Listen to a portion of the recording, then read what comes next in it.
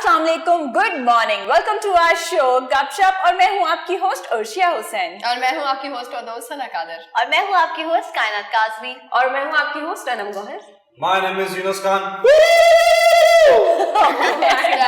पाकिस्तान काली आंधी से T20 सीरीज जीत गया, तो ताली होनी चाहिए।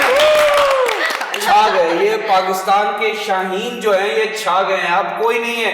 मैं आपको ये बता दूं, वेस्ट इंडीज की जो टीम है बहुत ही खतरनाक टीम है T20 की। इनका तो 9वें नंबर पे बंदा जो आता है वो भी छक्के मार रहा होता है। बट थैंक गॉड कि हम लोग जीत गए। और पाकिस्तान में बस एक चीज का अफसोस है मुझे, किस चीज का? कि पाकिस्तान का मैच हुआ बहुत टाइम बाद, एक होम सीरीज है, न्यूजीलैंड भागी थी, ठीक है। उसके बाद इंग्लैंड ने भी टूर कैंसिल कर दिया था। तो हम लोग बड़े होते कि हमारी होम सीरीज और ये वो। कराची में मैच हुआ, स्टेडियम आधा खाली है, फायदा क्या? जबकि अलाउ किया था, this was the first time ऐसा हुआ है आफ्टर पैंडेमिक कि 100% ऑडियंस अलाउ की थी to watch the match live. But अफसोस हम कराची वाले, शायद लोग ओमिक्रॉन की वजह से जो है हो सकता है बट केस तो अभी हुआ ना ओमिक्रॉन का, अभी वो हुआ। बट हैविंग सेड दैट कि पाकिस्तानी को ये भी मसला है हमारे कराची वालों का, अबे वहां जाके कहां लाइन में जाएंगे, हम तो घर में बैठ के देखेंगे।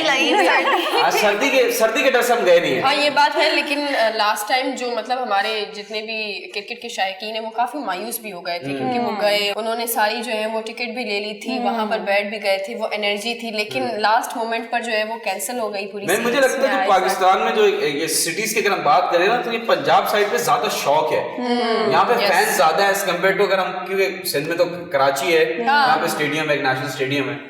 बट ओवरऑल देखा जाए तो कराची वाले ना डिसअपॉइंट कर गए। अच्छा, लाहौर को वैसे भी कहते हैं कि जिंदा दिल लोगों का मतलब शहर है, वहाँ पे बाकी का मुर्दा दिल है। नहीं वो तो मर गया बंदा।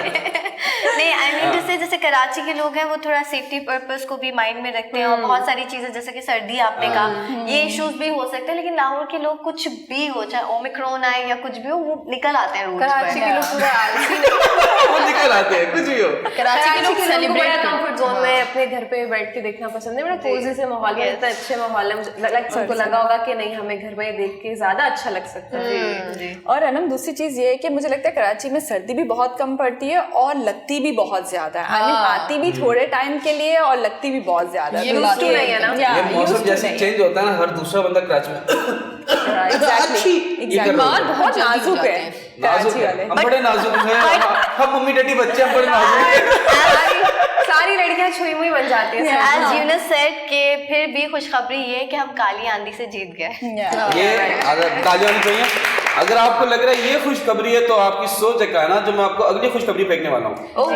पत्ता निकालने दें, ये खुशखबरी बैठ गई, ये जो बाइडेन की नहीं, ये फेंका मैंने पत्ता। और ये कौन सी है? ये है पेट्रोल का पत्ता।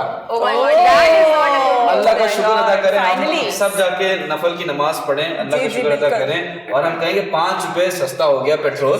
शुक्र, वाह, वेरी गुड, ये बहुत अच्छी न्यूज है, बहुत अच्छी न्यूज है।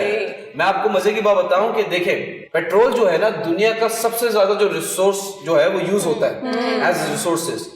पेट्रोल की जो अगर हम देखें ना, जो फाइनेंशियल डिवीजन था, उन्होंने बोला 11 रुपए, जो गवर्नमेंट है, जैसे इमरान खान साहब ने बोला 11 रुपए कम होगा।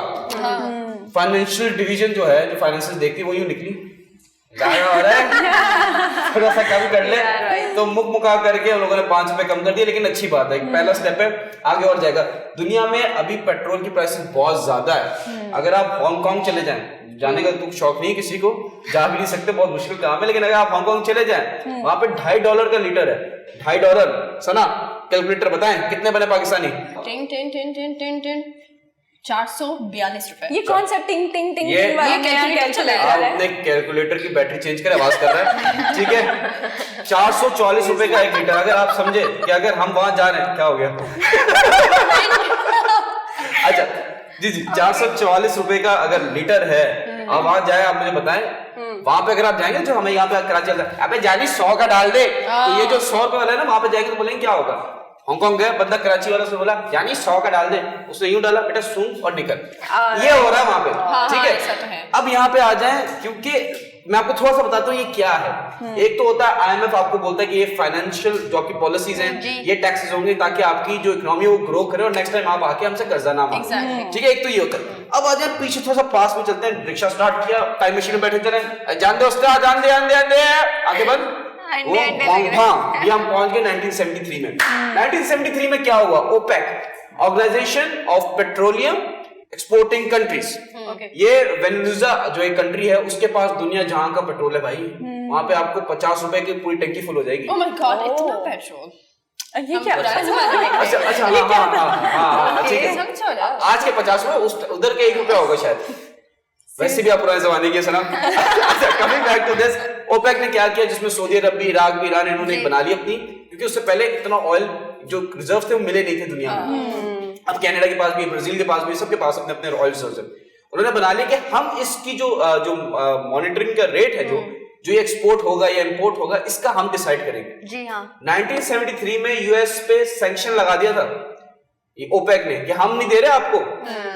इतना बड़ा ऑयल क्राइसिस हुआ है क्रूड ऑयल का यूएस में, आपकी सोच है। वहां पे पंप्स बंद हो गए, राशनिंग स्टार्ट हो गई, और ये हो रहा था कि जैसे फॉर एग्जांपल इसने ब्लैक में बिकने लग गया था। बेसिकली ऐसे क्या था। बट उनके बाद यूएस, क्योंकि यूएस तो यूएस है, उन्होंने कार्रवाइयां स्टार्ट की, उन्होंने एग्रीमेंट्स बनाए, इधर मिडिल ईस्ट में अपनी फौजें खड़ी की, फिर आपस में लड़ाई करवाई। यूएस का तो यही उसूल है, डिवाइड एंड रूल, और ऐसे ही कर रहा है और अभी करता रहेगा।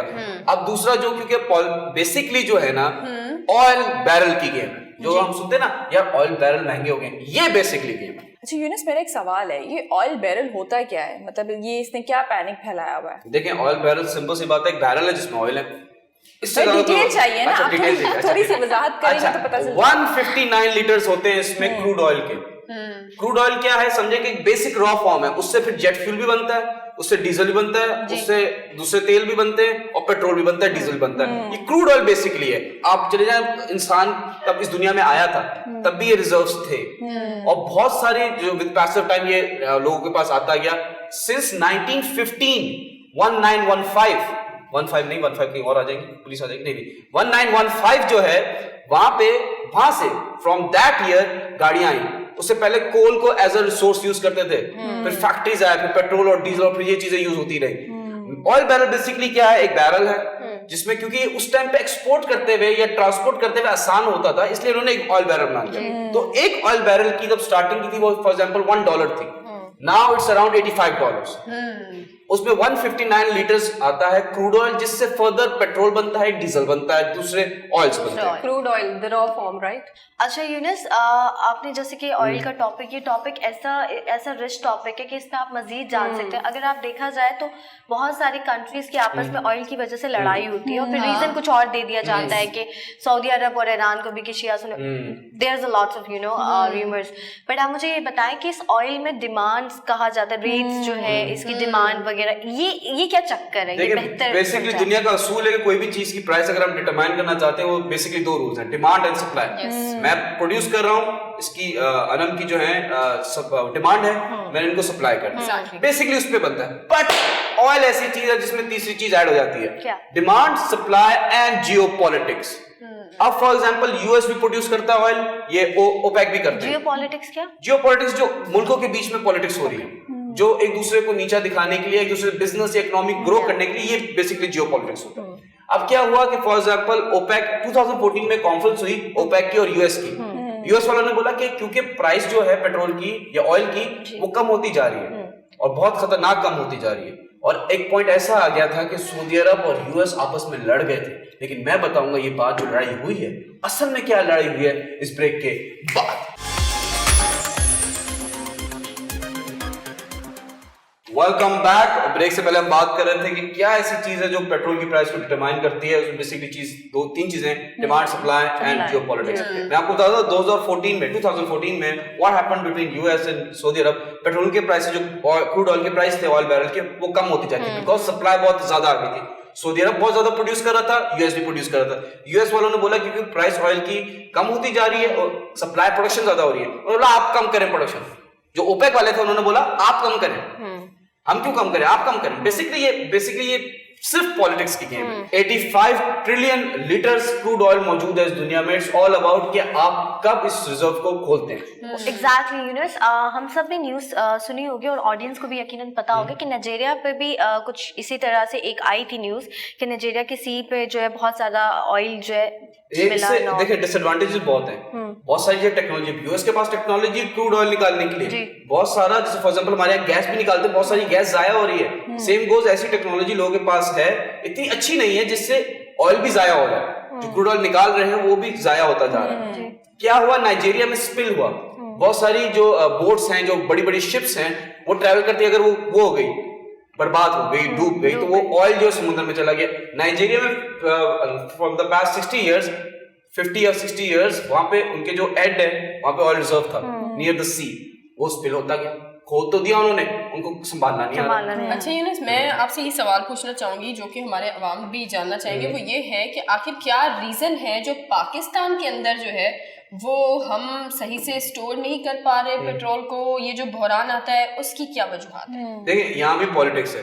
अगर आपने पता हो, फॉर एग्जांपल कल से प्राइस बढ़ने के इम्कान है, 12 बजे हम 5 रुपए बढ़ा देंगे, यहाँ पंप वाले बंद कर देंगे, भाई हमें हर लीटर पे 5 रुपए बचेगा तो स्टॉक कर लेते हैं। यहाँ पे थोड़ी सी बेईमानी भी है, थोड़ी क्या बहुत ज्यादा बेईमानी है। अगर हम पाकिस्तान की ओवरऑल बात करें, we are not producing oil, हम ऑयल तो कर ही नहीं रहे। बीच में अफवाह आई थी, सुनने में आया था इमरान खान साहब ने कहा कि समुद्र के पास हमें निकला है। एक दफा निकलने दो अंग्रेजों गोरो, फिर बताएंगे हम तुम्हें। बट ये कह रहा हूँ कि जब तक आपके पास ऑयल रिजर्व्स नहीं होंगे, वेनेजुएला में इतनी प्रोडक्शन है, वहां पे आपको मैं बता रहा हूँ, आप जाएंगे 1 सेंट दें या 10 सेंट दें या 50 सेंट दें, आपकी पूरी टंकी फुल है, क्योंकि वो ऑयल ही प्रोड्यूस करता है। Venezuela is the founding member of OPEC, इतना वहां पे ऑयल रिजर्व है। देखिए इकोनॉमी ग्रो होगी, एक टाइम आएगा वो भी खत्म होगा, बट इट्स अबाउट कि पाकिस्तान में क्या इम्पैक्ट आ रहा है, because until unless we don't produce oil. Yunus, ये तो आपने बात की तेल की। देखिए तेल जिसे कहते हैं ना निकालना, वो तो बिल्कुल अलग बात है, लेकिन यहाँ पर तो ये है कि यहाँ पर तो सेव करने के भी कोई इनके पास नहीं है, इनके पास तो ऑयल टैंकर्स भी नहीं है ताकि ये जो है वो सेव करके रख सकें और बहरान से बच सकें। तो ये इतना बड़ा अलमिया है कि अब तक इन्होंने जो है वो ये चीज़ नहीं सोची। मतलब मुझे तो समझ नहीं आता कि आखिर क्यों नहीं सोची गई। मैं इसका जवाब दे दूंगा। देखिए पाकिस्तान में ऑयल नहीं निकल रहा, अवाम का ऑयल निकल रहा है। जी और शेर, वही बात है, सुस्ती की बात है ना, कायली की बात है। आपके अंदर जब वो काम करने की जुस्तजू ही नहीं है, जब काम करने का दिमाग ही नहीं आपके आगे बढ़ना कि नहीं हम ठीक है आज का दिन खत्म हो गया, बस ठीक है कल भी ऐसा दिन चला जाएगा। इस मुल्क को अल्लाह ने इस मुल्क को अल्लाह ने बहुत नवाजा है, यहाँ पे बहुत मादनियात है, बहुत सारी चीजें, और इंशाल्लाह आहिस्ता आहिस्ता हमें भी इमरान खान साहब तो मिल गए, लेकिन और अच्छे हुक्मरान भी मिलेंगे अलग अलग डिपार्टमेंट में, ताकि वो बेहतर काम कर सके इंशाल्लाह। मुझे यूनुस ये बताएं कि पेट्रोल के रेट्स तो आए रोज उस पे अप एंड डाउन आते रहते हैं, हम देखते रहते हैं, लेकिन एकदम से ये जो तब्दीली आती है कि एकदम से ऊपर चले जाते हैं, इसके पीछे क्या खसूसी वजह है, कुछ इसके बारे में मुझे बताएं आप लोगों को। जी, सबसे मेन रीजन जो है ये कि लोग पेट्रोल पीना स्टार्ट कर गए। ये पेट्रोल ऐसी चीज है जिससे लोग नहीं, मैं कहीं और चला गया। मैं बता रहा हूँ पेट्रोल क्यों बन रहा। 2 साल से लॉकडाउन था, फैक्ट्रीज बंद, ट्रैवलिंग बंद, ट्रांसपोर्ट बंद, एक तरह से बंद थी ना। अब 2 साल बाद उठ रहे हैं, हर नेशन अपने पांव पे उठ रही है, अब डिमांड बढ़ गई। अब जब डिमांड बढ़ी तो सप्लाई तो कम थी ऑलरेडी, 2 साल से कम थी ना, अब बिक ही नहीं रहा तो कम प्रोड्यूस करेंगे या प्रोड्यूस ही नहीं करेंगे डिफरेंट कंट्रीज। तो जैसी डिमांड बढ़ी फैक्ट्रीज में इंटरनेशनली बढ़ी कि भाई हमें चाहिए क्रूड ऑयल, हमारी फैक्ट्रीज बंद हैं, तो यहाँ से सप्लाई कम थी, प्राइस बढ़ती रही। अब ये सप्लाई को क्योंकि Aahista Aahista with passage of time ये भी प्राइस कम हो जाएगी, बिकॉज ऑयल, मैं आपको बताता हूँ एक टाइम ऐसा आया था, अभी तो $85 है ना, आई एम टॉकिंग अबाउट 90s में, तब इराक की और वॉर हुई थी विद कुवैत 90s में, अर्ली 90s में। उस टाइम जो डॉलर की थी जो प्राइस थी, वो सॉरी ऑयल बैरल की जो प्राइस थी वो ओवर $100 थी। उस टाइम की बात बता रहा हूँ, क्योंकि ये with passage of time change होता रहता है। आपके पास रिजर्व्स हैं, आपको लिक्विड फॉर्म में सप्लाई करने के लिए टाइम है, इसलिए बेसिकली। और आपस में फॉर एग्जांपल अगर 2 मुल्क हैं अरब कंट्रीज, दोनों प्रोड्यूस करते हैं। आपको लगता है कि आने वाले कुछ सालों में हमारा मुल्क अपना ऑयल प्रोड्यूस कर सकता है? ऑब्वियसली, बस वो इमरान खान साहब की बात सच साबित हो जाए, क्योंकि वो भी मुझे लगता है कि इमरान खान साहब ने बोल दिया, फिर लोगों ने बोला नहीं बताओ अमेरिका आ जाएगा तो नहीं ये हमें नहीं, ओ गोरो ये इधर कोई पेट्रोल नहीं है। अच्छा, लेकिन ऐसी मतलब थी, बहुत सारे ऐसे लोग हैं जिन्होंने बकायदा ये थ्योरी है, उन्होंने कहा था ये चीज़ कि हमारे पास जो है वो ऐसा, मतलब हम फ्यूचर में ऐसा कर सकते हैं, लेकिन हम बता नहीं रहे हैं। उसका रीज़न ये है, बता इसलिए नहीं रहे हैं कि अगर हमने बता दिया तो अभी यूएस की तरफ से कुछ मेरे ख्याल से प्रेशर है। यूएस की एक बड़ी फेमस लाइन भी है कि यूएस के बारे में लोग बोलते हैं कि एक कंट्री था, उन लोगों ने अपने जो ये होता है ना, आप सरसों का तेल ले लें, वो सर पे लगाना छोड़ दिया था उन लोगों ने। क्यों? उन्होंने बोला कि अगर अमेरिका पर चल गया वो आ जाएंगे, कब्जा करेंगे। और क्योंकि बाल की बात हो रही थी तो बोलते कि इनकी जुओं को जमहूरियत की जरूरत है, इसलिए हम लोग अटैक कर रहे हैं। तो अमेरिकन तो यही करते हैं। टू फनी, बट मुझे एक बात बहुत सीरियसली जाननी है, क्योंकि आपने बहुत अच्छा पॉइंट दिया। मैं चाहूंगी कि मैं इंशाल्लाह अपने नेक्स्ट एपिसोड पे ऑडियंस को इस बारे में जरूर बताऊं कि कुवैत और इराक का जो ऑयल फाइट हुई थी, तो उसके पीछे किसका हाथ था। सबको पता है, लेकिन मजीद डिटेल में बताऊंगी। मेरे हाथ नहीं थे। ये बात तो है, लेकिन हमारी जो आवाम है उनके लिए सिर्फ इतना ही काफी होता है कि 5 रुपए जो है वो पेट्रोल की प्राइसेस पर जो है वो अब आपके लिए कम हो गए हैं। इससे बड़ी गुड न्यूज और कोई नहीं है, क्योंकि सर्दी के अंदर सबसे ज्यादा जो है वो यही वाला मसला रहता है कि हमें जो है पेट्रोल नहीं मिलता और गैस नहीं मिलता। सर्दियों का सबसे बड़ा मसला ये कहते हैं कि मुझे पेट्रोल की स्मेल बड़ी अच्छी लगती है। महंगा हो गया तब से मैंने पेट्रोल सुना ही नहीं। हाँ, ये बात तो है।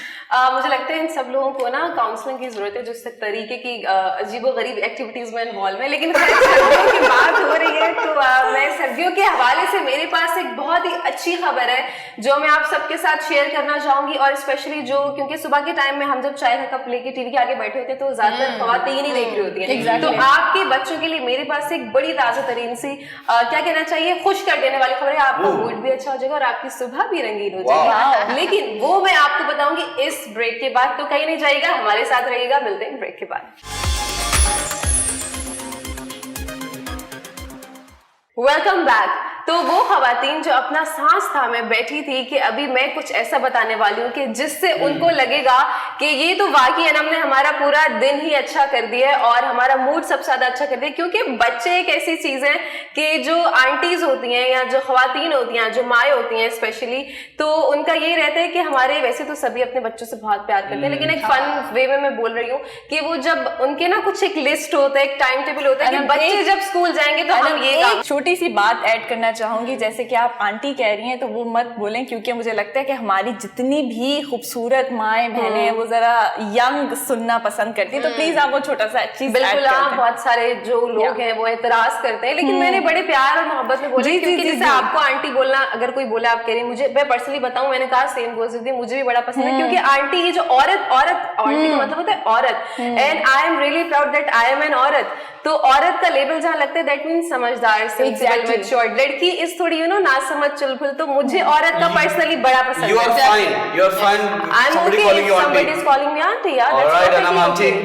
That's okay. I'm really glad that actually you are saying me auntie। और यही की बात है कि हमारे माशरे में लोगों में थोड़ी सी सेंसिबिलिटी आनी चाहिए कि इस लफ्ज का मतलब भी तो जाके देखें आंटी सबको। हाँ, कुछ लोग बोलते होंगे सरकास्टिकली, लेकिन ये तो सही है। आंटी लोग ये बोलते हैं ना, खाला साइड में हो जाए, वो तो अजीब सा लगता है ना। खाला भी ऐसा कोई वो क्यों कहने का तरीका है, वो डिपेंड करता है कि आप किस वे में अगले को मुखातिब करके बोल रहे हैं। खाला दुपट्टा ऊपर कर ले, बाइक में आ रहा है, सही है। ये सही है, आप सेफ्टी पर्पस के लिए बोल रहे हैं। खाला, आंटी, मासियो, आपको एक खातून को अच्छे से तहजीब से बुलाना चाहिए। बात ठीक है। लेकिन बड़ा अलमिया तो ये कि अंकल को भी साथ बिठाया हुआ है। बिल्कुल। क्या वैसे हाँ, गुड न्यूज की बात ये है कि बात वो ये, मैं इस बात के बारे में एक और जुमला बोल दूं कि ये बात ऐसी ना रह जाए कि अधूरी सी हमने कर दी। बहुत सारे लोगों के जहन में क्वेश्चन मार्क्स रह जाते हैं। तो अपना टॉपिक शुरू करने से पहले मैं यही बोलूंगी, कोई आपको किसी भी नाम से पुकारे, आपको पता है आपकी रिस्पेक्ट और डिग्निटी कहाँ है, तो आपको वही बातें पॉजिटिव देखें, नेगेटिव देखें, it's all in your own eyes. Okay, so always be positive. Okay,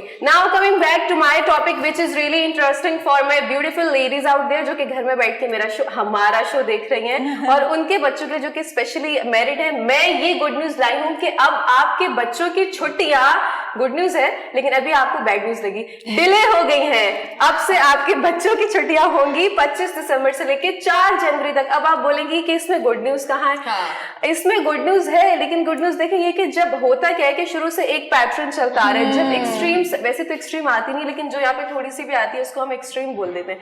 जब थोड़ी सी भी सर्दी ज्यादा बढ़ती है तो उस वक्त क्या होता है, बच्चों की छुट्टियां खत्म हो जाती हैं। तो फिर वो छुट्टियां उनको ऐसे टाइम पे दी जाती है कि उस ड्यूरेशन में नॉर्मल एक वेदर होता है, बिल्कुल बिगिनिंग होता है विंटर सीजन का। तो एक थोड़ा सा जो पीक वाला आता है ना टाइम, उस वक्त उनकी छुट्टियां का इख्तिताम हो जाता है और फिर बच्चों को सफर करना पड़ता है। तो वो छुट्टियां कोई मतलब नहीं रहता है, वो मीनिंगलेस हो जाती हैं छुट्टियां। तो ये एनसीओसी के इजलास में ये चीज अभी तय की गई है कि अब से छुट्टियां बिल्कुल, और मुझे ये पर्सनली अच्छा लगा, और अगर कोई सेंसिबल है इंसान तो उसको भी मुझे लगता है उसके लिए ये चीज वाकई गुड न्यूज है कि जी ये बिल्कुल सही फैसले। अब लेकिन बच्चों के तो दिल टूट गए होंगे। बच्चों के ऐसे दिन होते हैं, बच्चे रो रहे हैं। मैं आपको बात बताती चलूं कि रो रहे हैं। एक मिनट बात बताती चलूं। तो हमारे जो वजीर तालीम है शफकत महमूद साहब, उनका ऐसा मानना है कि वैसे ना वो वैसे तो सुर्खियों में बनी रहते हैं अपनी हरकतों की वजह से, उनकी बड़ी कमांड है हर चीज पे, तो बच्चों के वो बड़े फेवरेट रहते हैं। लेकिन इस दफा बच्चे काफी उनसे नाराज और मायूस नजर आ रहे हैं, और वो इसलिए नजर आ रहे हैं कि उनको अभी ये बच्चों को तो होता है ना कि उनके फौरन छुट्टियां मिले, सर्दियों बस स्टार्ट हो गई, वो वाली फीलिंग जो हमें चाहिए, घर में रहे, हम काम ना करें, और मतलब उस वक्त ज्यादा कुछ सच सरगर्मियां करने का दिल भी नहीं करते है कि बस अपने कंबल से ना निकले और बेड में लेटे रहो, मजे की मूवी देखते रहे, थोड़ी बहुत पढ़ाई कर लें। तो ये वाली चीज बच्चों को भी चाहिए। लेकिन सबसे अच्छी और मजे की चीज इसमें ये है कि जो वैक्सीनेशन का अमल है वो स्कूल्स में जारी रहेगा, वो नहीं बंद किया गया, बच्चों को बुला के वैक्सीनेशन दी जाएगी। और second which is really good point कि जो हमारे बर्फानी इलाके वहां पे तातीलात तवील होंगी, तो ये बहुत अच्छी चीज है, क्योंकि हमारे यहाँ पे तो सर्दी ना होने के बराबर आती है। शफकत महमूद साहब जो है, हाँ जी। इन्होंने जैसी ये पास किया ना ऑर्डर, जो बच्चे हैं उनके लिए वो शफकत महमूद से शफकत चीमा बन गए। This was my point. जब मैं पढ़ी थी तो मेरे जहन में भी यही आ रहा था कि अब बच्चे ट्रोल करेंगे ना और शफकत चीमा कह के ये पुकारेंगे। हीरो बनते थे बच्चे, जी, बच्चों हाँ, बच्चे इंस्पायर होते थे। एग्जैक्टली वो मेरा पॉइंट था। शफकत चीमा नहीं क्या ना, शफकत महमूद आवे आवे बच्चे लगे हुए थे। लेकिन पता है सबसे अच्छी चीज जो मुझे लगी, ये वाहिद जो है वो वजीर तालीम है जो कि बहुत फेमस हुए हैं, पॉपुलर हुए हैं, बहुत जी, ज्यादा जी, जी। फेमस हुए। मतलब आप बच्चे से पूछें, बच्चे को इनका नाम याद है, वरना बच्चों को कभी याद नहीं रहता कि कौन है फेडरल का जो है वो एजुकेशन मिनिस्टर, उनको कभी याद नहीं रहता। लेकिन इस बार जो कोविड हुआ था उसमें बच्चों को याद था कि हमारे वजीर तालीम जो है वो शफकत महमूद। बच्चों के हक के लिए लड़े वो। तो जो आपके हक के लिए लड़ता है आप तो जिंदगी भर याद रखते हैं उसको। अच्छा, उन बच्चों ने ये तो सब बिल्कुल ठीक कह रहे हैं, लेकिन अनम आपने जो भी न्यूज़ दी है, मेरा तो ये पॉइंट ऑफ व्यू है कि अभी कोविड के बीच में बच्चों की ऑलरेडी स्टडी का इतना नुकसान हो गया, लेकिन क्योंकि हम सब ने ही एक दफ़ा कहा था कि लाजमी नहीं है कि आप स्कूल आप ऑनलाइन क्लासेस भी ले सकते हैं, आपके घर का एनवायरनमेंट भी बहुत मैटर करता है, आपका फ्रेंड सर्कल भी बहुत मैटर करता है, जो लोग कंबाइंड स्टडी करते हैं, चाहे छोटे बच्चे हो बड़े हों, हमेशा ट्यूशन टाइप। लेकिन अभी जो ये सर्दियों की जो छुट्टी है ना, मुझे अपने बचपन के दिन याद आ रहा है। एग्जैक्टली ये तो है कि कहीं ना मतलब बुरा भी लगता है अगर मतलब एक आसरा होता है कि अब छुट्टियां आने वाली हैं और अचानक से आपको खबर मिले कि छुट्टियां नहीं हो रही और वो लेट होंगी, तो ये थोड़ा सा बच्चे ना डिसहार्टेड भी हो जाते हैं बहुत ज्यादा। लेकिन दैट्स रियली अमेजिंग। नहीं, लेकिन आप सबसे एक सवाल है अनम, आप बताएं आप अपनी सर्दियों की छुट्टियों में क्या करती थी? बस मैं मूंगफली खाती थी। और आप क्या करते हो कायनात? मैं मूवीज देखती थी। ओके, और आप क्या करते थे? मैं बहुत सोती थी। और आप क्या करते थे यूनुस? मैं कभी स्कूल गया नहीं। कहाँ पढ़े आप फिर? मैं बहुत पढ़ा रहा, मैं मजदूर था, मुझे आज भी याद है बर्फ हो रही होती थी और मैं बहुत तोड़ रहा था। कराची में अरे हाँ, आप तो कराची में रहते ही नहीं थे। कराची में I'm talking about London। ये उर्शा यूनुस ने तो ये वही बात करी थी कि जी आप पढ़े लिखे, हाँ मैं पढ़ा लिखा हूँ, लेकिन क्या पढ़े लिखे हैं? अरे भाई मैंने कहा ना मैं पढ़ लेता हूँ पर लिख लेता हूँ लेकिन पढ़ नहीं पाता। वही बात हो गई। उर्शिया आप बताएं। सर्दियों की छुट्टियां जब भी आती थी तो मुझे ऐसा लगता है फैमिली के साथ आपको शाम में बैठ के आप जो है वो जैसे कि मूंगफली की बात की कि आप मतलब ब्लैंकेट के अंदर बैठ रहे हैं, फिर उसके बाद आपको मूवी देखने का मौका मिलता है, मतलब फैमिली के साथ आपको गेट टुगेदर करने का मतलब मुझे मजा आता था। नो डाउट, लेकिन सोने का भी अलग ही मजा है। मतलब आप सोती ही कहाँ है? नहीं, सुबह 5 बजे तो सुबह 5 बजे तक बच्चों की एक्टिविटीज भी तो वेरी करती हैं। आप जो देखने वाली खवातीन है वो भी इस चीज से इत्तेफाक रखती होंगी कि बच्चों की जो एक्टिविटीज है वो एज टू एज वेरी करती हैं। जैसे हम छोटे होते हैं तो कार्टून देखना पसंद करते हैं, थोड़े बड़े होते हैं तो नीचे एक प्ले टाइम होता है, जाके दोस्तों में खेलते हैं, फिर थोड़े बड़े होते हैं तो थोड़ी ट्यूशन का टाइम होता है, फिर टीवी देख लिया, कार्टून देख लिया, कुछ खा लिया, सो आपकी गए। बात से मुझे एक बहुत मजे की बात याद आई है और वो बात ये है कि कार्टून कल देखने का मुझे बहुत क्रेविंग हो रही थी कि मुझे वो सर्दियों वाले कार्टून देखने, जो टॉम एंड जेरी जब वो बर्फ में जाते हैं और उसके बाद वो बड़ी मस्तियां कर रहे होते हैं, मुझे कल बहुत दिल कर रहा था। ब्रेक का टाइम हो गया। जी मैं वही ब्रेक ही लेने वाली थी यूनुस, मेरी ब्रेक में बर्फ आ गई थी क्या? नहीं, आपके ब्रेक में कार्टून्स आ जाएंगे, हम ब्रेक में कार्टून्स देखेंगे और आप चैनल स्विच ना कीजिएगा, आप देखते रहिए गपशप। मिलते हैं छोटे से ब्रेक के बाद। Welcome back. ब्रेक पे जाने से पहले जो है, क्योंकि गपशप का यही जो है मोटो है, या हम सबका यही मोटो है कि हम आपको एजुकेट भी करें। कभी कभी आपको बहुत ज्यादा हम खुशखबरियां सुनाते हैं, कभी कभी थोड़ी सी सैड न्यूज होती है, क्योंकि दुनिया में जो चल रहा होता है हम वही बता सकते हैं आपको। लेकिन अनम ने अभी बताया तो माँ बाप के लिए खुशी और बच्चों के लिए गम है, पर कोई बात नहीं। अभी जब छुट्टियां आएंगी तो फिर माँ बाप के लिए गम है, फिर बच्चों के लिए खुशी भी। तो आज मैं थोड़ी संजीदा बात करूंगी। संजीदा नहीं है, एक वही वाली बात है, सीख है। मुझे कभी कभी ना, मेरे बहुत सारे फ्रेंड्स हैं, सब शो देखते हैं, वो कहते हैं हमें ऐसा लगता नहीं कि हम तुमसे कुछ सीखते हैं, लेकिन जब हम गपशप देखते हैं तो आप सब हमें बहुत कुछ सिखाते हैं, इवन तुम भी। बिकॉज जब आप फ्रेंड्स होते हैं तो फ्रेंड जोन में आप इतनी समझदारी या लेक्चर वाली बातें नहीं करते, हल्का लेते हैं, दोस्त हल्का लेते हैं।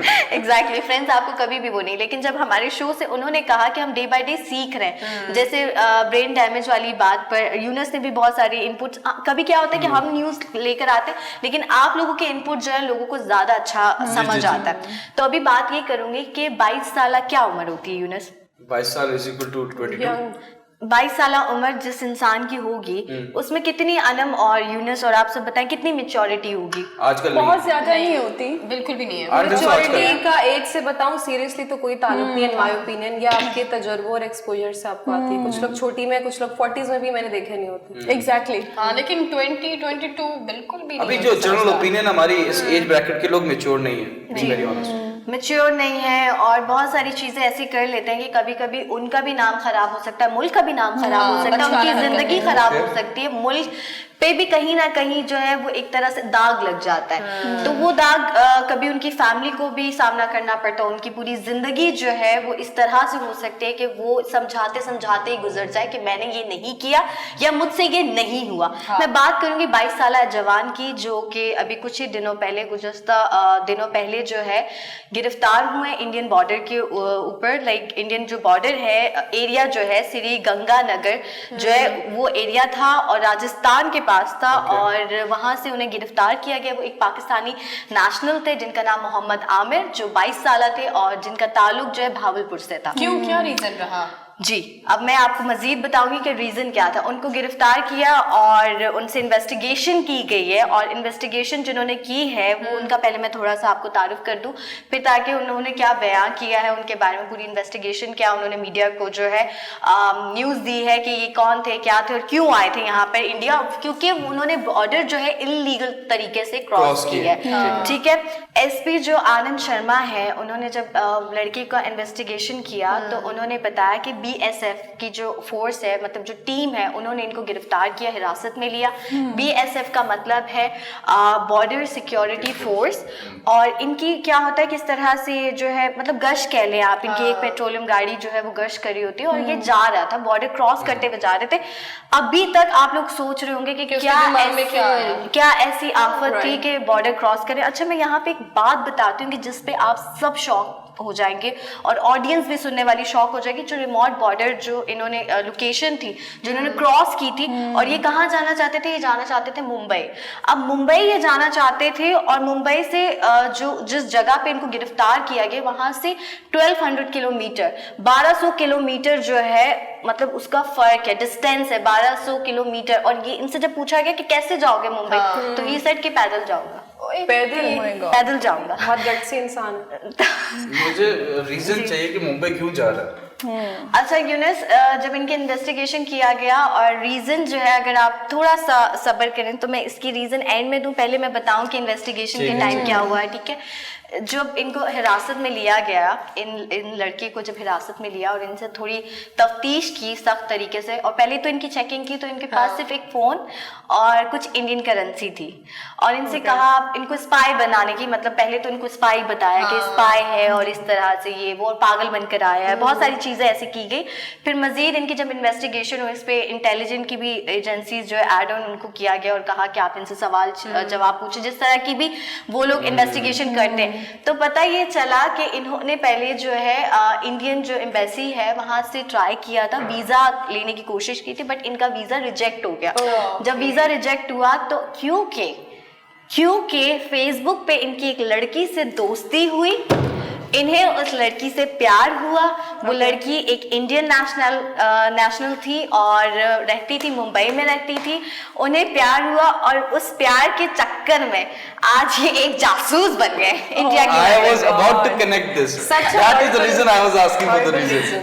और एक और मुझे जो शॉकिंग रीजन है जिसमें मैं कहती हूँ कि मतलब मैं इसको प्यार नहीं कहूंगी, ना कोई जज्बा कहूंगी, ना कोई जुनून कहूंगी, ना आपको अप्रिशिएट करूंगी, ना ऐसे लोगों को अप्रिशिएट करूंगी और ये भी नहीं कहूंगी कि क्या बहादुरी थी, बेवकूफ़ी थी, सरासर बेवकूफ़ी थी। भावलपुर के भी जो डिस्ट्रिक्ट है ना, जो छोटे छोटे कस्बे होते हैं, टाउन होता है, तो ये वहां से थे। हासिलपुर जो है, हासिलपुर तहसील इनका मतलब एग्जैक्ट जो जगह है, वहां से भी ये 150 किलोमीटर जो है इन्होंने जिस तरह का सफर तय किया है, वो जो इन्वेस्टिगेशन ऑफिसर थे वो शॉक हो गए। अभी भी मजीद जो इंटेलिजेंस सर्विसेज है वो ये पता लगा रहे हैं कि वाकई ही कोई ऐसी लड़की, इनसे सारा फोन ले लिए, सारी चीजें ले ली, फेसबुक पे देखा जाए कि वाकई कोई ऐसी लड़की एग्जिस्ट करती थी कि जिनके लिए ये यहाँ पर आ गए हैं और इन्होंने पूरा सफर तय किया है।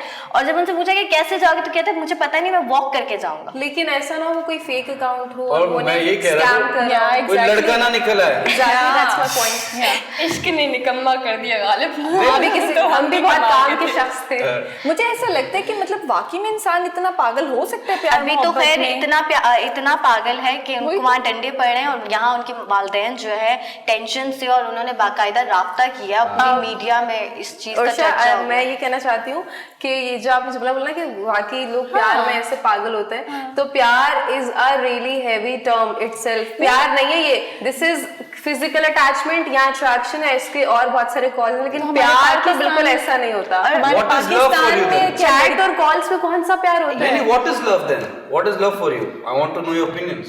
अव्वल तो लव आजकल बिल्कुल भी नहीं पाया जाता, और अगर पाया जाता है तो वो फिर सिर्फ आदत बन जाती है या फिर अटैचमेंट हो जाती है। Define love. मुझे लगता है कि प्यार लव इज एन आदत, किसी की आदत हो जाना, किसी के साथ वक्त बिताना अच्छा लगना, दैट इज कॉल्ड लव। मुझे लगता है कि प्यार ऐसी कोई चीज नहीं होती, सिर्फ जरूरत होती है, चाहे वो लड़की की हो या चाहे वो लड़के की हो। मुझे नहीं लगता कि वो एक्चुअल में आपको कोई मतलब जैसे कि अनम ने भी एक बात बोली है कि मतलब आपको अटैचमेंट हो जाती, आदत हो जाती, वो it's a different thing. But आपको वो प्यार कि मैं मर जाऊंगा, मैं मतलब गले काट लूंगा, मैं कहीं गिर जाऊंगा, मैं उन सब चीजों पे मैं बिलीव नहीं करती। मैं आई थिंक कोई पॉइंट नहीं देना चाहूँगी। यूनस, मैं ये कहना चाहूँगी कि बहुत सारे लोग हैं वो अपने ओपिनियन देते हैं। जब आप किसी वर्ड का नाम लेते हैं तो उनके माइंड में स्पेसिफिक एक चीज़ आती है। अगर मुझसे कोई पूछेगा कि लव को डिफाइन करें तो मेरे नज़दीक लव वो भी है जब मैं पैदा हुई तो मेरे मॉम डैड ने जिस तरह से मुझे पाला पोसा प्यार दिया। लव वो भी है जब मेरी बहन से लड़ाई हो गई तो किसी चीज़ की वजह से तो वो चीज़ उन्होंने छोड़ के मुझे दे दी। अच्छा, पार्टनर लव का ये है कि love it's all about the respect.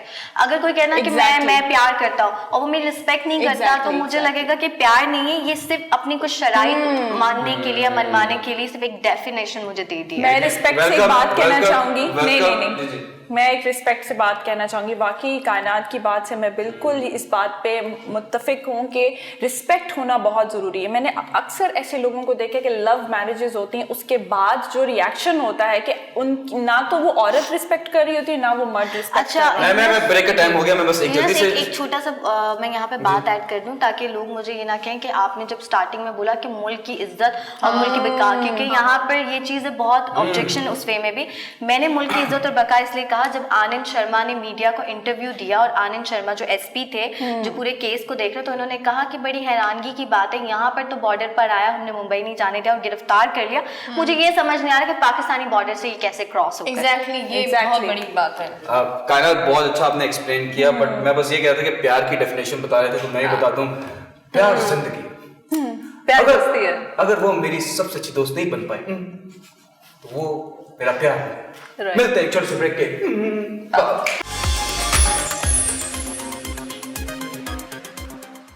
Welcome back नाज़रीन, एक बार फिर आपको वेलकम करते हैं अपने प्रोग्राम गपशप में। और ब्रेक पर जाने से पहले आज हम डिस्कस कर रहे थे बहुत सारी चीज़ों के हवाले से, लेकिन मोहब्बत के हवाले से हम बहुत डिस्कस कर रहे थे। मोहब्बत से बाहर आकर जो है वो ज़रा अमली तौर पर चीज़ों को देखते हैं कि क्या हो रहा है क्या नहीं हो रहा है दुनिया में। मैं आपको बताऊं जी, दुनिया में बहुत कुछ हो रहा है, लेकिन पाकिस्तान के लिए एक बहुत अच्छी गुड न्यूज़ है मेरे पास। ओके, आपने सबसे पहले तो घबराना नहीं है, जो यूनुस करते हैं वो बहुत अच्छा करते हैं, मैं बहुत बुरा कर रही हूँ, लेकिन सीरियसली आपने घबराना नहीं है। शुक्र आपको पता चल गया। नहीं, लेकिन आपके और इमरान खान साहब की आवाज में बस 19-20 का फर्क है। लगता है कि आप लोग ना किताब लिख सकते हैं मेरी आवाज पर, मुझे ऐसा फील होने लगा है। लेकिन फायदा नहीं, कोई खरीदेगा नहीं। अरे पूरी दुनिया में आग लिख जाएगी। अच्छा जी, व्हाट्स द न्यूज़? किताब आग लगा देंगे। तेल पहले नहीं, आप आग लगा रही है ना करें। हाँ ये तो है, लेकिन कंट्रोल करें, कंट्रोल करें। Control Majnu control. इमोशंस को जो है कंट्रोल किया जाए और अपनी स्टोरी की तरफ आया जाए। स्टोरी की तरफ आया जाए। असल में ये थोड़े से असरात होते हैं जब आपको कुछ लोग बहुत ज्यादा नींद से सवेरे सवेरे उठा देते हैं, तो ये इसके भी असरात होते हैं। लेकिन बैक टू द पॉइंट आते हैं कि जी दुनिया में सबसे अच्छी गुड न्यूज़ ये है कि ये जो मैंने अभी स्टार्ट में कहा, आपने घबराना नहीं है, तो सीरियसली घबराना नहीं है। और ये एक डायलॉग की वजह से, मैं कहूँगी इसी डायलॉग की वजह से, या वैसे तो माशाल्लाह हमारे प्राइम मिनिस्टर इमरान खान साहब खुद ही अपने में एक बहुत बड़ी पर्सनैलिटी है और दुनिया में उनको बहुत ज्यादा पसंद किया जाता है। पाकिस्तान की हिस्ट्री में कभी ऐसा नहीं हुआ, पाकिस्तान की तारीख में कभी ऐसा नहीं हुआ कि किसी भी वजीर आजम का नाम जो है वो दुनिया के सबसे ज्यादा पसंद किए जाने वाले मर्दों के नाम में आए, मतलब कभी ऐसा नहीं हुआ। लेकिन हाँ कह सकते हैं हैंडसम भी हो गया, लेकिन नंबर 1 का तो फिर आप सुनकर हैरान रहेंगी अगर जी बताएं नंबर 1 का। नहीं, पहले हम इमरान खान साहब की बात करेंगे। वजीर आजम इमरान खान साहब जो है वो दुनिया के जो टॉप 20 हैं उनमें वजीर आजम इमरान खान साहब शामिल हो गए हैं बाकायदा से। ये जो है वो बैनुल अक़वामी सबसे पहले नहीं एडमायर, बहुत ज्यादा एडमायर है। यस, बहुत ज्यादा। यानी कि आप ये कहना चाह रही हैं उनके लुक्स को फॉलो करते हैं, ऐसा? नहीं, उनकी पर्सनालिटी, ग्रेसफुल पर्सनालिटी, उनकी पर्सनालिटी को बहुत ज्यादा फॉलो किया जाता है पूरी दुनिया में। और लोग बहुत ज्यादा जो, ये एक सर्वे हुआ था बेसिकली, उस पर आते हैं। ये एक सर्वे था जिसके अंदर जो बैनुल अक़वामी मीडिया है, मीडिया मॉनिटरिंग रिपोर्ट जो है वो आती है, हर साल आती है। तो इस साल जो है जो मीडिया मॉनिटरिंग रिपोर्ट थी उसमें ये चीज आई कि टॉप 20 में जो है वो जो मर्द हजरात है उसमें वज़ीर आज़म इमरान खान का नाम आया है। बाकायदा जो है वो 70वें नंबर पर आ गए हैं, यानी कि उनका टॉप 20 में से जो है वो 17 उनका नंबर है। लेकिन मैं आपको बताऊं कि फर्स्ट नंबर पर कौन आए हैं? जी please, very curious. Don't tell me Trump. No way Barack Obama जो है वो दुनिया के नंबर 1 जो है वो मर्द जो होते हैं जो आपको एडमायर करते हैं उनकी लिस्ट में आए, एंड दैट्स रियली अमेजिंग। क्योंकि जो बराक ओबामा थे उनकी पर्सनैलिटी की अगर बात करें तो seriously he is a man. और जो उन्होंने मतलब जब वो हुकूमत में थे तो उन्होंने जो इस्लाम के लिए काम किया था, मुल्क के लिए, पाकिस्तान के रिलेशन बहुत अच्छे थे यूएस के साथ उस वक्त जब बराक ओबामा था। आप कह रही हैं Donald Trump, at least I like him because he is a straight forward person, what he feels and he execute that action.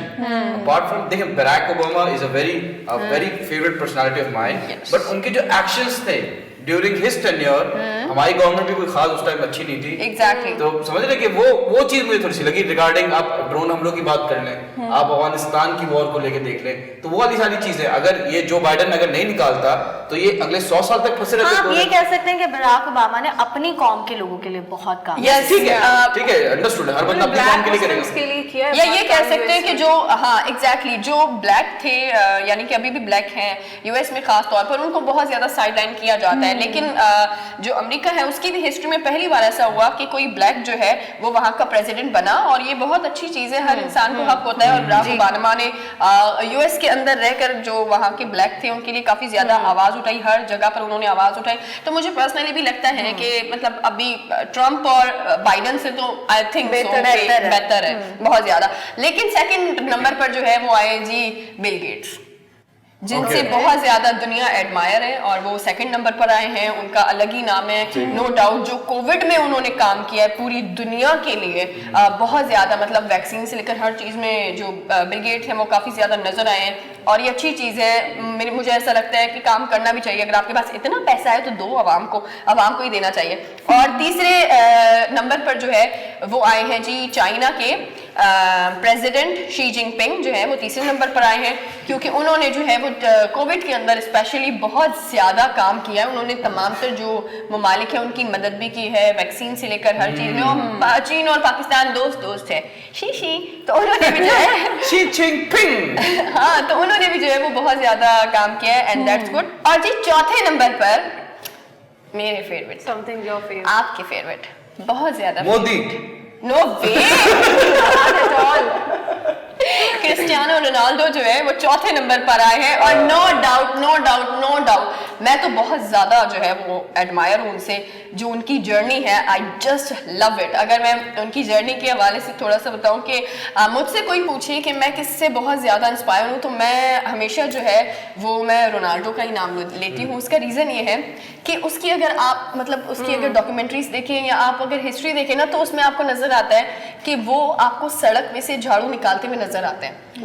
और अब उन्होंने जिस तरह से मतलब वो एक सेंसेशन है, और जब वो मैदान में उतरते हैं तो सीरियसली सिर्फ उन पर ही नजरें होती हैं, बाकी कोई नजर नहीं आता। खेल रहे होते हैं।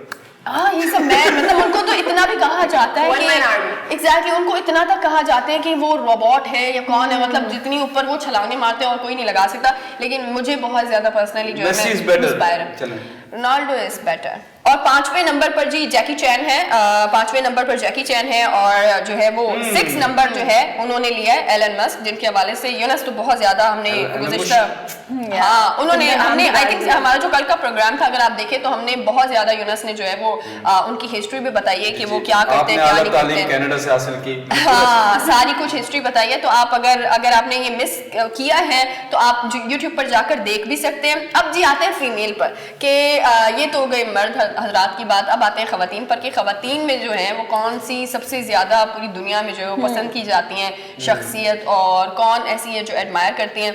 उसमें जी फर्स्ट नंबर पर जो है वो बराक ओबामा थे, और यहाँ पर खवातीन में उनकी वाइफ जो है वो नंबर ले गई। ये कुछ गेम है, पता नहीं मुझे भी थोड़ा सा कुछ अजीब ही लगा। ये पहले नंबर पर जो है वो बराक ओबामा की जो वाइफ है मिशेल ओबामा वो जो है वो ले गई, और सेकंड नंबर पर जो है वो उर्शिया जैसी दिखने वाली रिहाना नहीं, उर्शिया जैसी दिखने वाली, कंप्लीट करें कोई कौन करेगा, उर्शिया जैसी दिखने वाली ऐश्वर्या राय। नो वे, उर्शिया हमारी बहुत ज्यादा खूबसूरत है। एशियन आप पहचान जाएंगे अगर मेरा डायरेक्टर साहब यहाँ पर बैठा होता, वो यूं अभी इसी मैं बताता हूँ परवेज खाला।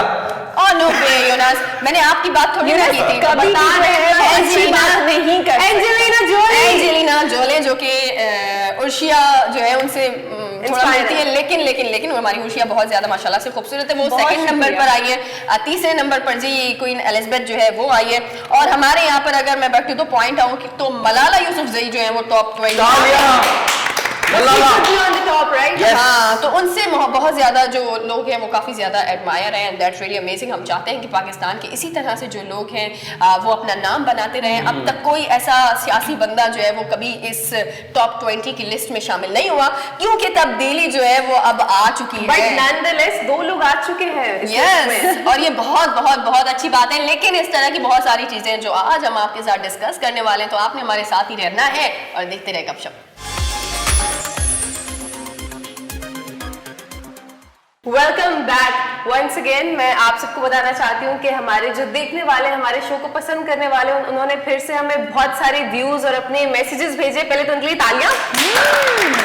जो लोग हमारा शो डेली फॉलो करते हैं, और बहुत सारे लोगों ने इवन ये भी बोला है कि हम सुबह नहीं देख पाते तो हम यूट्यूब पे स्पेशली जाकर देखते हैं और हम कमेंट करते हैं। और जो नंबर है, अगर आप लोगों को भी नंबर हमें कांटेक्ट करना है तो नीचे दिए गए स्क्रीन पे आप हमें कांटेक्ट कर सकते हैं। और स्पेशली जो कमेंट आए कि लोग हमारे तोहफे तहरीफ से बड़े जी एक्साइट हुए हैं और उन्हें अच्छा लगे, थैंक यू सो मच कि you are liking our surprises. और हमारी कोशिश है कि हम दिन ब दिन आपको भी एक्साइट करें, सरप्राइज करें, इंस्पायर करें, और हम अपना हार्ड वर्क और करें ताकि आपको हम इसी तरीके से दिन ब दिन एजुकेट करते रहे या अवेयरनेस देते रहे। इसी के साथ हमारे पास एक और वॉइस नोट है, लेकिन देखते हैं किसका है और कहां से। सो वॉइस नोट प्ले किया जाए। अस्सलाम वालेकुम, मेरा नाम शाहिद है।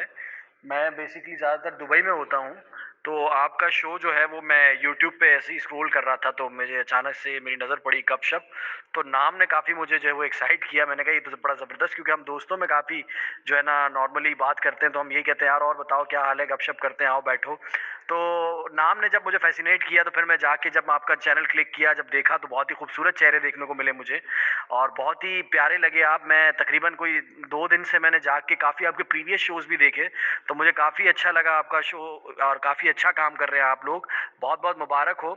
और मैं तो आप लोगों को जी वो वैसे ही अपने ग्रुप्स में जितने भी लिंक्स हैं उन सबको मैंने आपको जो है ना आपका लिंक जो है वो सबको शेयर कर दिया है। तो बस आपको बेस्ट विशेस हैं। मैं चाहता हूँ, क्योंकि पाकिस्तान से मेरा भी ताल्लुक रहा है, आप भी पाकिस्तान से हैं, तो जितने भी अनसंग हीरोज़ पाकिस्तान में हैं, सोसाइटी में जो सोशली काम कर रहे हैं, मैं चाहता हूँ उनको या तो आप हाईलाइट करें, अपने शो में इनवाइट करें, या एटलीस्ट उनके काम को एडमायर करके उनके काम को दिखा दें अपने शो के अंदर, ताकि उनको मोटिवेशन मिलेगी कि सोसाइटी में जो हीरोज़ हैं, वो जो एक्चुअल हीरोज़ हैं, वो किस तरह काम करते हैं। अपना बहुत सारा ख्याल रखिएगा। Love from Dubai. वाह वाह वाह वाह वाह, लव फ्रॉम दुबई। वीजा भेज दे भाई। यूनस, लेकिन कितनी खूबसूरत बात की है इन्होंने कि वाकई जो सोसाइटी में रियल हीरोज हैं और जो हमारे रियल हीरोज जो जा चुके हैं, मतलब अगर हम उस तरह से उनके ट्रिब्यूट भी, उन्हें भी ट्रिब्यूट पेश करें, और जो यहाँ पर रियल हीरोज हैं उन्हें हमें इंशाल्लाह आगे हमारा शो तो है, ये आपका शो भी है, तो आप जिस टॉपिक पे हमें बात करवाना चाहते हैं या डिस्कस करवाना चाहते हैं तो आप हमें बताएं, और इंशाल्लाह आपके जो आपने हमें दिया है एडवाइस, हम उसको कंप्लीट करके उस पर अमल करके एक बहुत अच्छा शो करेंगे। लेकिन एक बात ये कि शायद आपको वहाँ पे गिफ्ट्स भेजना थोड़ा नॉन इकोनॉमिकल हो जाएगा। हम थोड़ा सा यहाँ भी है कजन वजन, उसको दे दे। यहाँ पे कोई आप पे किसी और को भिजवा देंगे आप पाकिस्तान में। हाँ, मुझे भी ऐसा ही लगता है। लेकिन सीरियसली दैट्स रियली अमेजिंग। आप लोगों का जो फीडबैक आ रहा है वो हमें बहुत ज़्यादा मोटिवेट करता है, और हमारी पूरी कोशिश होती है, हमारी पूरी टीम की ये कोशिश होती है कि आप लोगों के लिए बेहतर से बेहतरीन टॉपिक्स जो है वो हम आपके लिए लेकर आएँ, और आप इसी तरह हमें प्यार से नवाजते रहें। बट एक दफा आपके लिए क्लैप करवाना चाहती हूँ कि हमारा show has crossed over the boundaries और वो दुबई तक में देखा जा रहा है। सो रियली हमने अर्न किए ये respect. Thank you so much, और हम हमेशा से आपको इसी तरीके से इंस्पायर करते रहेंगे। It's all credit goes to our director Arshad Malik और हमारे बॉस और हमारी पूरी टीम, उनके लिए भी क्लैप। एक और शाउट आउट देना चाहूंगी इन द एंड हमारे एडिटर साहब, क्योंकि हम जितना भी बोल रहे हैं in the end final call उनका होता है, क्या लगाना है क्या दिखाना है। मुझे लगता है कि हमारी जो प्ले टीवी की पूरी टीम है, यानी कि अगर हम कभी भी फरामोश नहीं कर सकते, हमारे यहाँ पर कैमरामैन है, हमारे एडिटर हैं, जो हमारी वॉइस इतनी ज्यादा आपके पास खूबसूरत आ रही होती है वो है, हमें यहाँ पर जो हमारी लाइट्स है, हमारी टेबल है, हमारे कप है, एवरीथिंग, हर चीज के लिए बहुत सारी जिन लोगों ने इस बिल्डिंग को बनाने में जिन्होंने एसी इंस्टॉल किया, जिन्होंने पंखे लगाए, मजदूरों के लिए भी बनता है नहीं। लेकिन सीरियसली मैं हमेशा हर प्रोग्राम में, मतलब मैं कहीं भी हूँ, ये चीज़ मैं हमेशा कहती हूँ कि आप लोगों को जो हम दिख रहे हैं, इतने खूबसूरत हम आपको दिख रहे होते हैं, हर चीज़ परफेक्ट दिख रही होती है, अगर हमारी नॉलेज आपको यहाँ दिख रही होती है तो ऐसा नहीं है कि ये एक अकेले बंदे का काम है, इसके पीछे एक बहुत बड़ी टीम है जो कि काम कर रही है। हम बहुत जगहों पर मिस्टेक करते हैं, वहां पर हमें करेक्ट किया जाता है। अच्छा, मेरा आप सबसे, क्योंकि आप लोग इतना माशाल्लाह से सबको क्रेडिट दे रहे हैं, सब बात कर रहे हैं, लेकिन मेरा आप सबसे एक सवाल है, और कहीं ना कहीं एक आजकल का हॉट टॉपिक भी है, क्योंकि हम इस मुल्क में रहते हैं और इस मुल्क की इकॉनमी पे हम बात करते हैं, बहुत सारी पॉजिटिविटी की बात करते हैं, आपको न्यूज़ बताते हैं, लेकिन फहाद मुस्तफ़ा जो कि इसी मुल्क के स्टार हैं और वो एक पाकिस्तान की पहचान है, पाकिस्तान का चेहरा है, तो उन्होंने अभी रिसेंटली एक स्टेटमेंट दिया है, क्योंकि ये रिलेटेड टू उस टॉपिक जा रहा था, तो मैंने सोचा कि मैं आप लोगों को एजुकेट भी कर सकूं और आप लोगों से आप सबकी राय जानूं, क्योंकि आप सबकी राय किसी ना किसी को जो है बहुत अट्रैक्ट करेगी और वो भी इस बात पे अमल करेगा। फहाद मुस्तफ़ा ने कहा कि जो जिस तरह से ये शो है, गपशप है, कहीं ना कहीं लोग इसको कंपेयर करते होंगे, किसी ना किसी शो से कंपेयर करते होंगे, किसी बहुत अच्छे इंटरनेशनल उससे भी कंपेयर कर सकते हैं, और मे भी कचरा भी बोलते हैं। मैं एक बात कर रही हूँ, एग्जाम्पल दे रही हूँ कि क्रिटिसिज्म भी कर सकते हैं और आप हेल्दी उस पर भी आप अप्रिशिएट भी कर सकते हैं और हेल्दी डिबेट भी कह सकते हैं, हर तरह से। तो फहाद मुस्तफ़ा ने बात की, क्योंकि आपको पता होगा कि ये चीज़ें भी, जो मूवीज़ बनती हैं, ड्रामा बनते हैं, जब बाहर के लोग आते हैं, एग्जीबिशंस होती हैं, तो इससे भी कहीं ना कहीं जो आर्टिस्ट है ना, वो इकोनॉमी में अपना कॉन्ट्रीब्यूशन दे रहे होते हैं, ठीक है। तो ये कॉन्ट्रीब्यूशन है, अगर हम ओवरऑल भी बात करें, तभी तो आजकल के जो सियासतदान है वो भी बहुत सारी चीज़ें, इमरान खान साहब यूट्यूबर्स को बुला रहे हैं और भी लोगों को बुला रहे हैं कि इंडिया ने क्या किया, कैसे हमारे मजहब को पूरी दुनिया में दहशतगर्द, एक तरह से मुसलमान मजहब को, मुसलमानों को दहशतगर्द, इसी तरह से ना मूवीज बना के एग्जैक्टली। लेकिन इमरान खान साहब ने भी बहुत बात की, लेकिन अब फहाद मुस्तफ़ा ने बात की है कि हमारे यहाँ लोगों को समझना होगा, इस मुल्क के लोगों की बात करी, मतलब अवाम की, आपकी, मेरी। उन्होंने एक स्टेटमेंट दिया और ट्वीट किया बाकायदा कि प्लीज कोई भी मूवी बने तो उसका ट्रेलर देख के जो आप बैड कमेंट्स करना स्टार्ट करते हैं, क्योंकि देखिए अगेन पॉजिटिविटी थोड़ी देर में पहुंचती है, लेकिन पहुंचती तो फिर रहती है, नेगेटिविटी जो है ना वो फौरन से फैलती है, ठीक है, इसीलिए हम कहते हैं। तो उन्होंने कहा कि जब आप कोई भी मूवी के लिए रिव्यू देते हैं या पॉइंट ऑफ व्यू या कमेंट्स करते हैं या रीट्वीट्स करते रहते, तो जिन्होंने नहीं भी देखी होती ना, वो सुनी सुनाई बात पे यकीन करते हैं। इससे हमारी इकॉनमी में भी इस तरह से फर्क पड़ता है, या हमारी मूवीज जब फ्लॉप होती हैं फिर लोग हमें कंपेयर करते हैं कि बॉलीवुड की इंडस्ट्री इतनी बड़ी है, यहाँ पे भी बहुत सारी चीज़ें हो सकती है। तो बात वही है कि सपोर्ट करें, अपनी कंट्री को सपोर्ट करें, अपने जो लोग हैं जो कोशिशें करें कि पाकिस्तान भी दुनिया में ऑस्कर कहते हैं ना कि ऑस्कर विनिंग फिल्म हो, या पाकिस्तान भी अपनी एक पहचान बना सके इंटरटेनमेंट में भी। The thing is कि जब मुस्तफा कहते हैं कि भाई आप ट्रेलर देखकर आप कमेंट्स ना करें, आप पहले फिल्म देखें, वो करें, exactly. फिर आप डायरेक्ट फिल्म रिलीज करें, आप ट्रेलर भी ना दें, ठीक है? अगर आपका ये एक आपका मार्केटिंग स्ट्रेटेजी। नंबर 2, पूरी दुनिया में ट्रेलर्स आते हैं, लोग एक्साइट होते हैं वो फिल्म से। मसला ये है इंटरनेशनल हॉलीवुड चले जाएं आप, तो वहां पे director is the biggest star as compare to यहाँ पे हमारे स्टारडम से ही हम निकल रहे हैं। मुझे आंटियां चाहिए, बाइक ले लो, ये स्टारडम नहीं है। बीइंग वेरी ऑनेस्ट, आपके नाम पे फिल्म नहीं बिकती, फिल्म नहीं बिकती, आपके कंटेंट पे बिकती है पूरी दुनिया में। अब content is the winner, content is the star. Christopher Nolan की कोई फिल्म आएगी, मैं देखने जाऊंगा, मुझे कोई एक्टर की कंसर्न नहीं, बिकॉज मुझे पता है क्रिस्टोफर नोलान की जो फिल्म होगी वो आपके दिमाग को वुफ कर देगी, माइंड ब्लोइंग फिल्म होगी। When it comes to Pakistan, यहाँ पे हमारा जो है ना मेड इन पाकिस्तान को प्रायोरिटी दे, आप उस लेवल का काम भी करें। हमारे पास रिसोर्सेज नहीं है क्या? हर तरह का इक्विपमेंट हमारे पास पड़ा हुआ है, यहाँ पे हमारे पास अच्छा टैलेंट है, हम कहाँ लॉस खा रहे हैं? हम स्टोरीज पे मार खा रहे हैं, हम कंटेंट पे खा रहे हैं। आपकी एक बात है, देखें एक्टर वही वाली बात है, आप कहते हैं Fahad Mustafa is the biggest star, Shaan is the biggest star of Pakistan, Shaan शायद I am talking about the legendary actor, उनकी फिल्म भी फ्लॉप हुई। तो it's not about stardom anymore. India में अभी भी स्टारडम आहिस्ता आहिस्ता खत्म होता जा रहा है, बट सलमान खान, शाहरुख खान, आमिर खान, इनके अलावा Aamir Khan has switched to content movies as compare to Shahrukh Khan और सलमान खान। हमारे यहाँ अभी तक यही फंसा हुआ है, हमारी सईद की कोई बुरी फिल्म होगी वो फ्लॉप होगी, यहाँ पे कोई नए लड़के की अच्छी फिल्म होगी वो हिट होगी। It's all about execution, it's all about the script, it's all about the talent.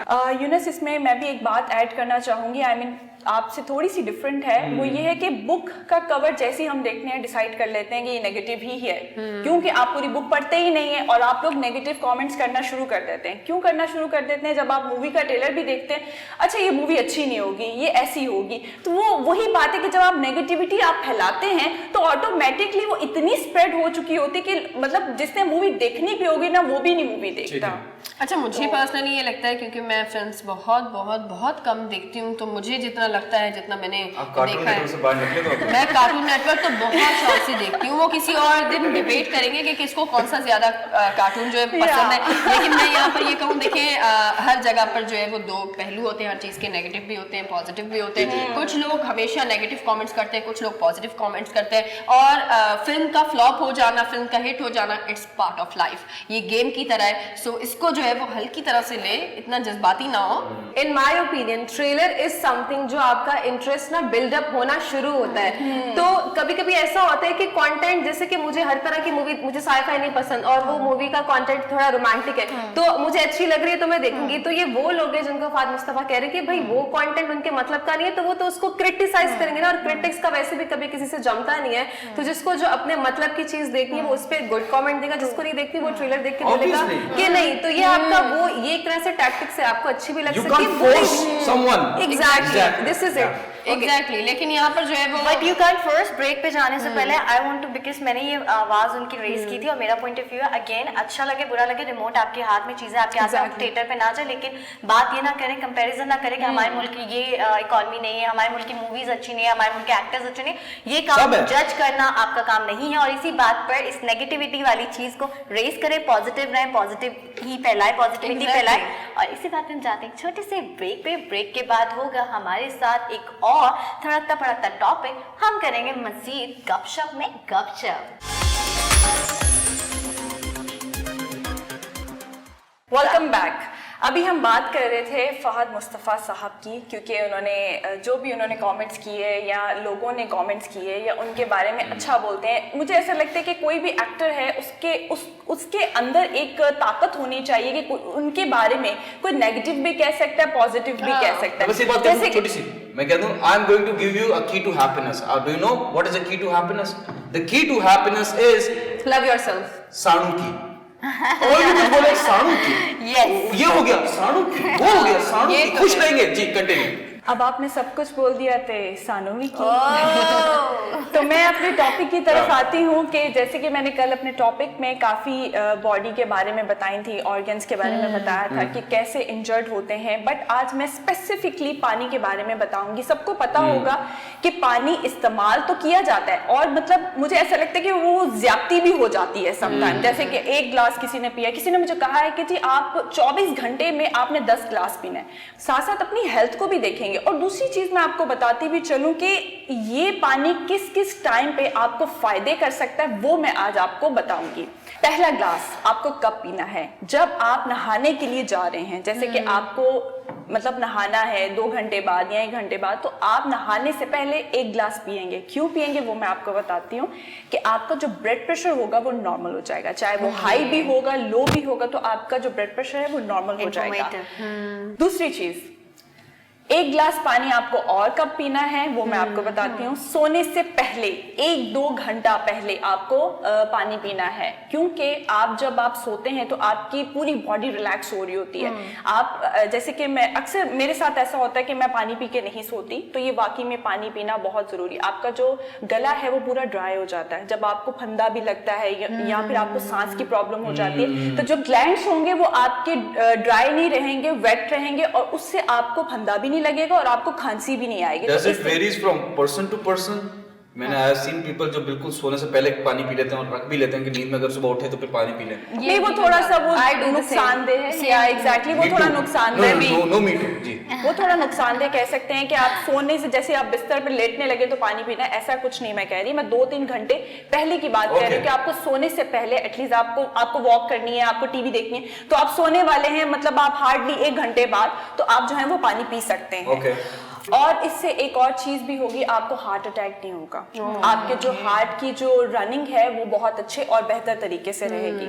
आपने बोला कि पानी पीने से, सोने से पहले पानी पीने से हार्ट अटैक नहीं होता, लेकिन जो हम गंदा पानी पी रहे हैं और डायरिया हो रहा है उसका क्या करें? यूनस, मुझे ऐसा लगता है कि अगर घर में कोई ऐसा फिल्टर सिस्टम नहीं है या मतलब आप बड़ी बड़ी बॉटल्स बाय नहीं कर सकते, एक्सपेंसिव होती हैं, तो आप घर में पानी बॉईल भी कर सकते हैं, तो मुझे लगता है वो काफी हद तक जो है वो स्टेरलाइज हो जाता है। यूनस, उसमें हुकूमत जो है ना वो कह रही है आपको सानू की, हुकूमत आपको कह रही है सानू की। पानी जो गर्म करते हैं हम उसमें बॉईल करते हैं, तो जो जर्म्स है उनकी तो लाशें पड़ी होती है, फिर क्या किया जाए? सानू की मैं आगे आखिरी एक पॉइंट है उसमें ऐड करना चाहूंगी, वो फिर आपको फिर किसी दिन आपको इस बड़े टॉपिक के साथ जो है वो मैं जवाब दूंगी। ओके, आज छोटा टॉपिक जवाब दूंगी, कल मैं डायनासोर साइज टॉपिक लाऊंगी। या एग्जैक्टली। और एक आखिरी ग्लास आपको कब पीना है? जब आप सुबह मॉर्निंग में उठेंगे और पानी का ग्लास पिएंगे तो आपके जो ऑर्गन्स हैं वो वॉश होंगे, किडनी वॉश होगी। आप एक्सरसाइज करने के लिए आप रेडी भी हो रहे होंगे तो आप इतने एक्टिव होंगे, आपको चक्कर नहीं आएंगे। जब मैंने एक्सरसाइज स्टार्ट की थी तो मैं पानी का इंटेक बहुत कम लेती थी, अब भी बहुत कम होता है, क्योंकि देखा जाए तो 10 ग्लास डेली लेना थोड़ा सा मुश्किल होता है। हम कह तो देते हैं कि 10 ग्लास लें, बट वही बात है कि रूटीन को फॉलो करना इट्स टू टफ।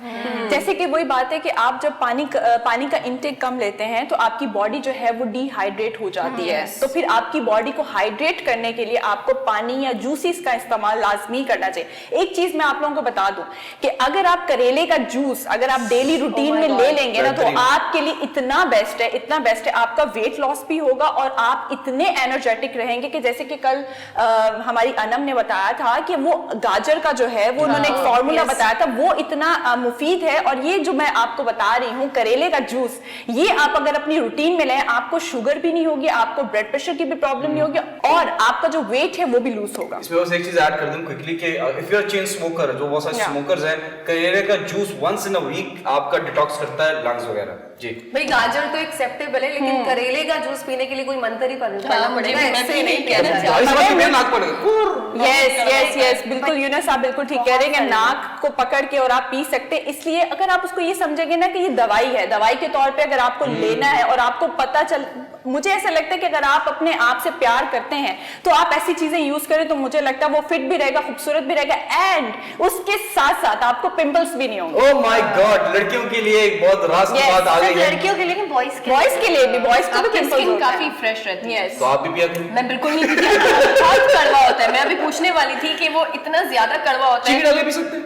नहीं, नमक डाल के पी सकते हैं। रेगुलर फुल्का पीने सा। से नुकसान तो नहीं, बिकॉज उसकी तासीर भी गर्म होती है। So वो नहीं, affect कर जब आप सकती उसका है। जूस निकाल लेते हैं उसके बाद आप नमक डाल लेते हैं, आप उसके साथ आप एलोवेरा यूज कर जी, लें जी, जी। तो वो भी आपके लिए बहुत अच्छा होता है। जैसे कि आपने बहुत अच्छा सवाल किया कि गर्म होता है, गर्म इसलिए होता है क्योंकि अगर आप उसको खाली पिएंगे, अगर आप उसके अंदर एलोवेरा भी डाल लेंगे, मुझे पता है दोनों कड़वे हैं बट आपकी सेहत के लिए जो है वो बहुत ही बहुत कड़वे हैं। लेकिन फिर भी बेटर ये है कि आप एक दिन छोड़ के एक दिन पिए, क्योंकि हर चीज म्याना रवि के हिसाब से ही सही होती है। ज्यादा पीने से भी बहुत सारे लोगों को देखें जिनको स्टमक का मसला है, कुछ और मसले, उनको कुछ और मसले हो जाएंगे, तो इस वजह से। तो आप चुकंदर और गाजर का जूस जो है वो मिलाकर भी पी सकते हैं, ये थोड़ा टेस्ट में भी अच्छा होता है। Welcome to our juice shop. छोटा गिलास 20 रुपए, बड़ा गिलास 50 रुपए। तो नाइस। आपकी दुकान कहाँ पर? हम सब जाएंगे आपकी दुकान के बराबर में। अच्छा, मेरी दुकान कौन सी, ये भी जरा प्लीज नाज़रीन जानना चाहेगी जी। कि मेरी दुकान कहाँ पर वो है? मेरी दुकान के बराबर में, नहीं है किस चीज की है? नहीं, बट उर्षा एक जी, दूसरे के बराबर में। मेरा सवाल है किस चीज की है, मतलब क्या मैं बेचती हूँ? देखिए आपको खुद नहीं पता, आपका बिजनेस ठप हो जाएगा। पता करें आप बेच क्या रही है। आपने बताया कि मेरी दुकान के उर्षा, साथ ये बहुत अच्छी इन्फॉर्मेशन दी आपने, क्योंकि सर्दियों में लोगों को पता ही नहीं है कि इतनी अच्छी चीजें और लेकिन उनको प्रॉपर तरीके से हम इस्तेमाल नहीं कर पाते। गाजर और करेला one of the best blessings in winter हाँ, सीजन। लेकिन है ना, मैं आपसे ये कहना चाहती हूँ, इन दोनों से किराया ले लिया था ना, जो इन्होंने किराए पर हमारी हमारे इलाके में दुकान ली थी, वो हमारा ही तो इलाका था। सूद समेत। जी उर्शिया, बैक टू द टॉपिक आते हैं, तो आप मजीद कुछ और है बताने को हमारी ऑडियंस को? ने कायनात, आज का जो टॉपिक था वो मेरा खत्म हो गया, बट उम्मीद करती हूँ कि आज के जितने भी हमारे टॉपिक्स हैं वो आप लोगों को बहुत अच्छे लगे होंगे, और इसी तरह रोज हम लोग ऐसे टॉपिक इंफॉर्मेटिव एजुकेट करने के लिए आप लोगों के लिए आपकी खिदमत में लाते हैं टॉपिक, क्योंकि मुझे ऐसा लगता है कि जैसे कि जब से हम लोगों ने ये गपशप स्टार्ट की है, मुझे लगता है कि हम लोग दोबारा से मॉन्टेसरी में हमने जो है एडमिशन ले लिया है, तो हम लोग खुद भी एजुकेट हो रहे हैं इन सब चीज़ों से।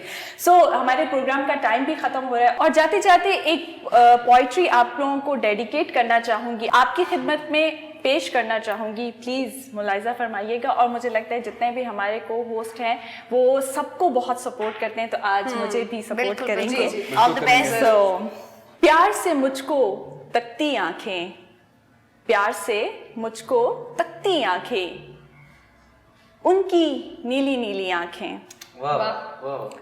खूब समझता है दिल मेरा, खूब समझता है दिल मेरा, जो कहती हैं तेरी आंखें। वाह वाह वाह। मैं भी नशे में रहता हूं अब, मैं भी नशे में रहता हूं अब, देख के उनकी नशीली आंखें। मुझको बेखुद कर देती है, मुझको बेखुद कर देती है तेरी मस्त अलबेली आंखें। वाह। मेरे जीने का है सहारा, मेरे जीने का है सहारा तेरी प्यारी प्यारी आंखें। तेरी आंखें सबसे अलग हैं, तेरी आंखें सबसे अलग हैं, किसकी होंगी ऐसी आंखें। वाह वाह वाह वाह। दिल में रख लेगा सौदागर, दिल में रख लेगा सौदागर, ये तेरी शर्मीली आंखें। वाह वाह वाह वाह। इन नीली नीली आंखों से मुझको बचा लो। इस खूबसूरत पोइट्री के साथ हम सबको इजाज़त दें और अपना बहुत सारा ख्याल रखें, अपने आसपास सफाई रखें, पॉजिटिविटी फैलाएं और अपने छोटे बड़ों को प्यार करें, हक करें और उनका ख्याल करें। उनको एक दफ़ा आई लव यू बोला ज़रूर करें, और करेले का क्योंकि- जूस पिए। हाँ, और करेले का ज़रूर जूस पिए। और प्लीज़ एक और बात इंपॉर्टेंट है कि आप अपने कमेंट्स जो हैं वो ज़रूर बताया करें कि आप लोगों को हमारे टॉपिक कैसे लगते हैं और कैसे टॉपिक्स पे बात करनी चाहिए। और इसी खूबसूरत नोट पे हम सबको आप इजाजत दें। अल्लाह हाफिज। अल्लाह हाफिज।